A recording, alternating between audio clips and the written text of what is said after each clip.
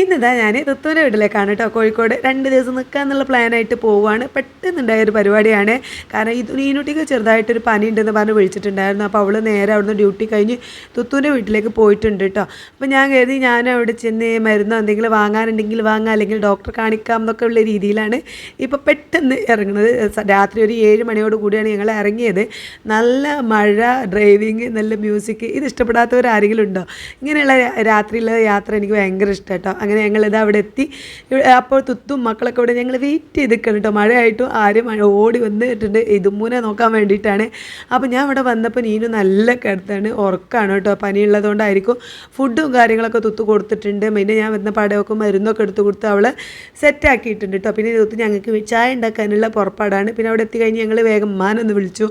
അപ്പോൾ ഉമ്മ പറയും ഇനിയും കൂടി കൊണ്ടേ കൂടേനോ എന്ന് ചോദിക്കണുണ്ട്. പക്ഷേ ഞങ്ങൾ പെട്ടെന്നുള്ള വരവാണെന്ന് പറഞ്ഞപ്പോൾ ഒരുവിധം സെറ്റായിട്ടുണ്ട് കേട്ടോ. എന്നാലും ഉമ്മ ചെറുതായിട്ടൊരു കലിപ്പിലാണ്. അങ്ങനെ ഞങ്ങളിതാ പിന്നെ ചായ ഒക്കെ ഉണ്ടാക്കി. മക്കൾക്ക് നൂഡിൽസ് മതി എന്ന് പറഞ്ഞപ്പോൾ നൂഡിൽസ് വെച്ച് വർത്താനം പറഞ്ഞിരിക്കുന്നതിൻ്റെ ഇടയിൽ ആദ്യം തന്നെ ഞങ്ങൾ മാഗി അങ്ങോട്ട് ഇട്ടു കേട്ടോ. അതിലേക്ക് ആ പൊടി ഇടാൻ മറന്നുപോയി. ഇനി അങ്ങനെ ഇടുന്നതിന് എന്തെങ്കിലും പ്രശ്നമുണ്ടോ? ആ മസാലപ്പൊടി ഉണ്ടല്ലോ, അത് ഇടാതെ ഈ മാഗി ഇട്ടാൽ എന്തെങ്കിലും പ്രശ്നമുണ്ടോ ചോദിച്ചേ അങ്ങനെയൊന്നുമില്ല, അയ്യാണ്ട് ഇട്ടുവിടുന്ന് പറഞ്ഞ് എന്തായാലും നല്ല അടിപൊളിയായിട്ട് തന്നെ മാഗി കിട്ടിയിട്ടുണ്ട്. ഒരു കുഴപ്പമില്ല കേട്ടോ. അങ്ങനെ മക്കൾക്കൊക്കെ ഫുഡ് കൊടുത്തു. ഞാൻ എനിക്കൊന്നും വേണ്ടാന്ന് പറഞ്ഞു. പിന്നെ എൻ്റെ ഹസ്ബൻഡിനാണെങ്കിൽ ചായ മതി എന്ന് പറഞ്ഞ് അങ്ങനെയൊക്കെ കുടിച്ചു.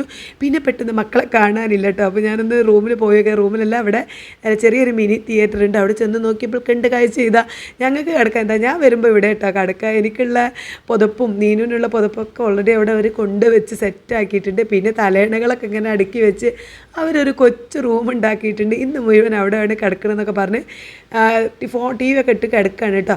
ടി വി ഇട്ട് കിടക്കുമ്പോൾ തിന്നാൻ വേണ്ടിയിട്ടുള്ള ബേക്കറി ഐറ്റംസൊക്കെ ഇവിടെ നിരനിരയായി വെച്ചിട്ടുണ്ട്.